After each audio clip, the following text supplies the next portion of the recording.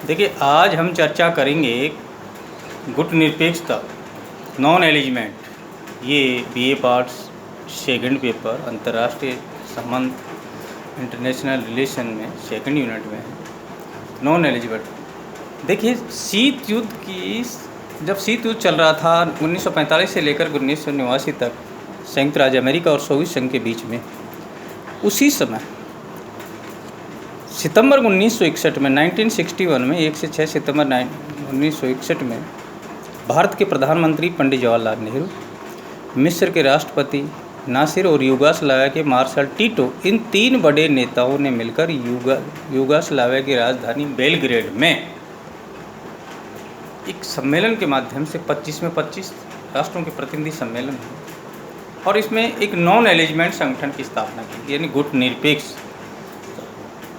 जिसका सीधा साधा अर्थ ये है कि ऐसे नव स्वतंत्र विकासशील राष्ट्र जो अभी अभी स्वतंत्र हुए हैं, उन लोगों का ये मानना था कि न हमें पूंजीवादी गुट का समर्थन करना है और न ही हमें साम्यवादी गुट का समर्थन करना है। हमें अलग से एक निर्गुट संगठन की स्थापना करनी है, नॉन एलिजमेंट संगठन की स्थापना करनी है, जिसका मुख्य उद्देश्य है कि हम तटस्थ रहेंगे, हम किसी भी गुट में सम्मिलित नहीं रहेंगे और एक दूसरे देश का, जो इस गुट में सम्मिलित राष्ट्रों का, हम एक दूसरे का सहयोग करेंगे। तो ये थी गुट निरपेक्षता। और इसमें सबसे महत्वपूर्ण जो भूमिका थी वो भारत के प्रधानमंत्री पंडित जवाहरलाल नेहरू की थी।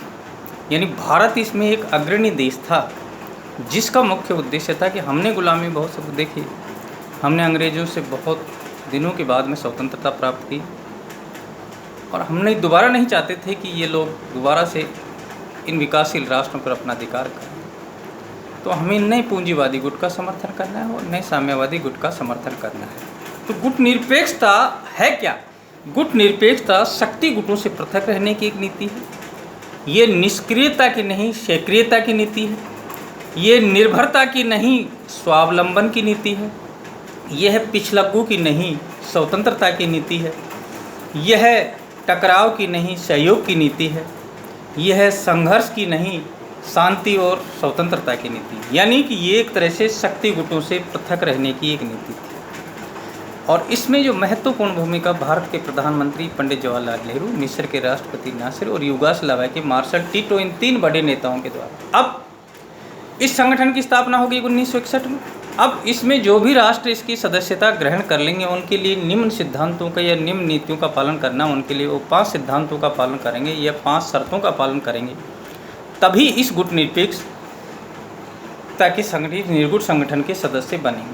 पहला, वह देश स्वतंत्र विदेश नीति पर चलता, सदस्य देश उपनिवेशवाद का विरोध करता हो, सदस्य देश किसी भी गुट का सदस्य नहीं हो, सदस्य देश ने किसी बड़ी ताकत के साथ किसी प्रकार का द्विपक्षीय समझौता नहीं किया हो और सदस्य देश ने किसी भी ताकत को अपने यहाँ सैनिक अड्डा स्थापित करने की इजाज़त नहीं। यानी सिंपल से इसकी शर्तें क्या है कि वह देश स्वतंत्र विदेश नीति पर चलता हो, उपनिवेशवाद का विरोध करता हो, किसी सैनिक गुट का सदस्य, जैसे नाटो, सीटो, वार्सा पैक्ट, ऐसे सेंटो जैसे किसी भी सैनिक गुट का सदस्य नहीं रहा हो, सदस्य गुट किसी भी बड़ी महाशक्ति के साथ किसी प्रकार के द्विपक्षीय समझौते में सम्मिलित नहीं हो और सदस्य देश ने किसी भी बड़ी ताकत को अपने यहाँ पर सैनिक अड्डे स्थापित करने की। तो ये 5 शर्तों का जो भी देश पालन 1961 से और आज तक इसके 17 गुटनिरपेक्ष शिखर सम्मेलन, सबसे पहले इसमें 25 देशों ने भाग लिया था और आज इसकी सदस्य संख्या 120-22 के लगभग है।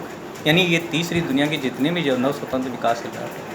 अब इसकी विशेषता जार्ब लिस्ट के अनुसार, लिम्का के अनुसार, लिस्का के अनुसार इसकी जो विशेषता, गुटनिरपेक्षता की जो विशेषता है, इसमें है सबसे पहले कि बस शक्ति गुटों से पृथक रहने की नीति। यह एक तरह से 2 महान शक्तियां हैं, संयुक्त राज्य अमेरिका, सोवियत संघ या इंग्लैंड या फ्रांस या जो भी विकसित राष्ट्र है, उन शक्ति गुटों से अलग गुट को ही, उस अलग देश को ही इसमें सम्मिलित किया जाएगा। वह किसी प्रकार के गुट में सम्मिलित नहीं होना चाहिए, ये इसकी पहली शर्त है। इसके बाद में वह है विदेश, स्वतंत्र विदेश नीति पे चलता हो देश, यानी उसकी जो नीति है, उसकी जो विदेश नीति है, वह स्वतंत्रता की है। ऐसे राष्ट्र जो उस समय तक भी स्वतंत्र, 1961 तक भी स्वतंत्र, जैसे नाम ये है कि स्वतंत्रता की, रोडेशिया जैसे बहुत से दक्षिण अफ्रीका के देश हैं जिनकी स्वतंत्रता की मांग ये हमेशा करते आए हैं। ये साम्राज्यवाद, पूंजीवाद, उपनिवेशवाद का हमेशा विरोध करते हैं ये देश।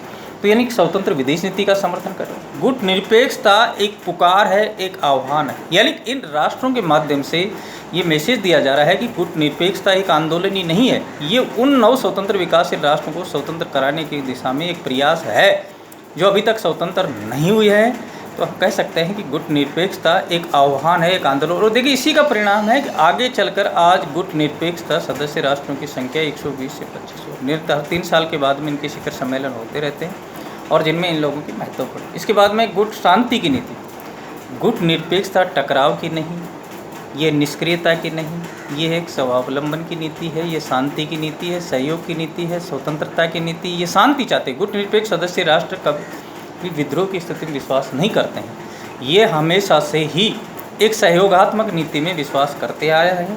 इसलिए शांति के साम्राज्यवाद, उपनिवेश, शोषण और आधिपत्य विरोधी, ये साम्राज्यवाद, शोषण के विरुद्ध और आधिपत्य विरोधी नीति का समर्थन करता है, ये हमेशा शोषण के खिलाफ रही है। इसलिए आज का हमारा ये टॉपिक है कि गुट निरपेक्षता है क्या, यानी गुटों से पृथक रहने की नीति, ये यही एक तरह से